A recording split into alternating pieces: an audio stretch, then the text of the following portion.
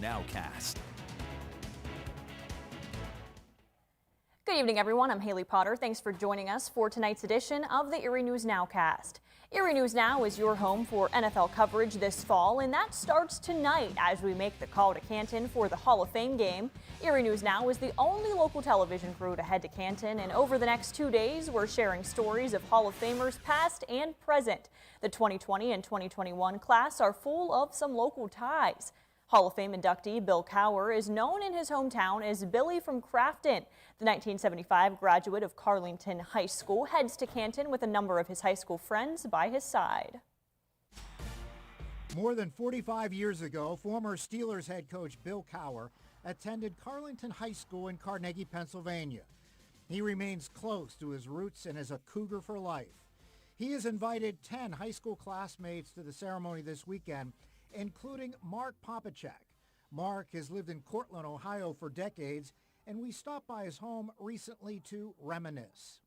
He could be sitting here right now talking to us instead of me. If you didn't know who he was as a famous person, it'd be just like talking to me. I'm nothing famous, and that's the way he comes across. He's a real person. After graduating from high school, Mark went to school at Penn State, Cowher to North Carolina State. And despite the distance, the bond has remained strong. When school was out, we played a lot of tennis, watched softball games at night, drank beer on occasion. You know, we don't want to talk about that too much. When Bill Cowher's playing days ended, he started his coaching career with the Cleveland Browns. We were both younger, single. I'd go out to his apartment, would do stuff after practices. Met a bunch of the Browns players through him that were great people. To his closest Western Pennsylvania friends, the road to the Hall of Fame in Canton and a second career with CBS is not a total surprise. It's something what he's done with himself. His personality fits TV.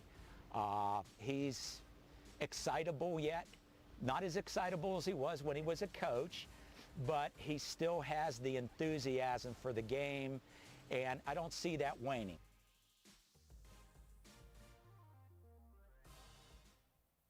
Mark will be sitting with family and friends of Bill Cowher, Section B, Row 8, so keep your eye out for him.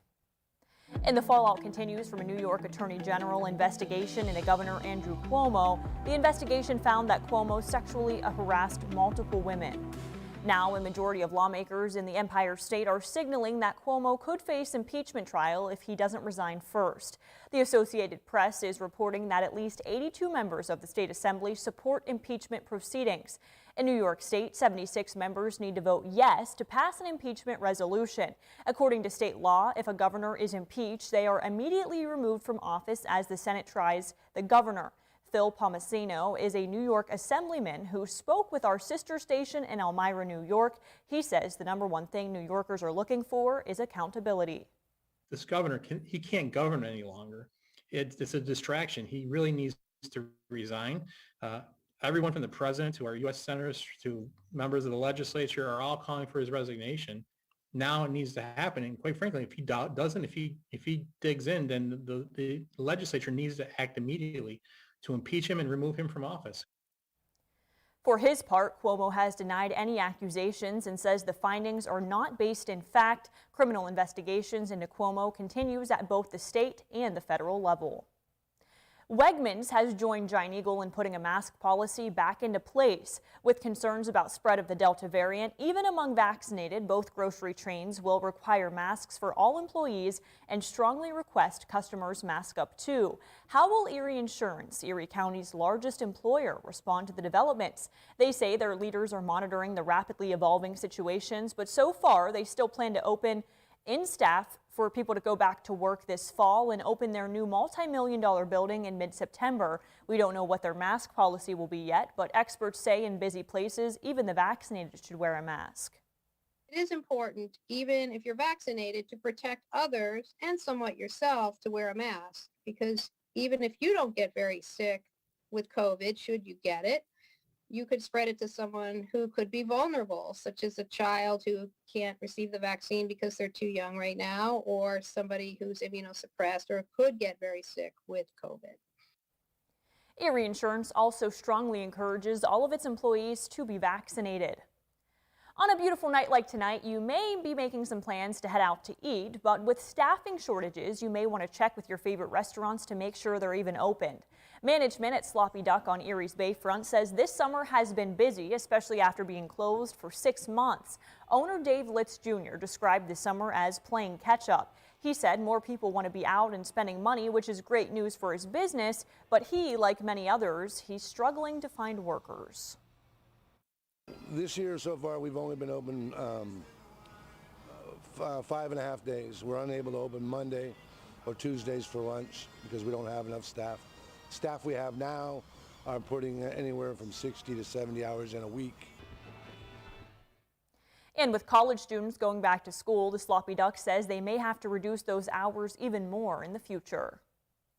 As we have been reporting for months now, COVID-19 has had an unusual effect on the automotive industry.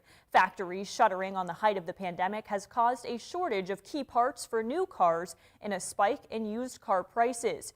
Joe Barbaro, the sales manager at Champion Ford, has seen the effects of the microchip shortage here on the local level, and he knows it's him and every other dealership in town. They haven't been able to get as many new cars on the lot for months now, but there is hope. He thinks new cars will be on the lot in the next 30 days. Definitely still seeing shortages, but at the same time we're seeing some good movement in our production of vehicles. That is moving along, so we're expecting inventory shortly. I'll have that full story from Champion Ford tonight on Erie News Now at 11. Thanks for joining us for the Erie News Nowcast. Join us for our next news at 10 p.m. on the CW and 11 p.m. on WICU and WSEE. Have a great night.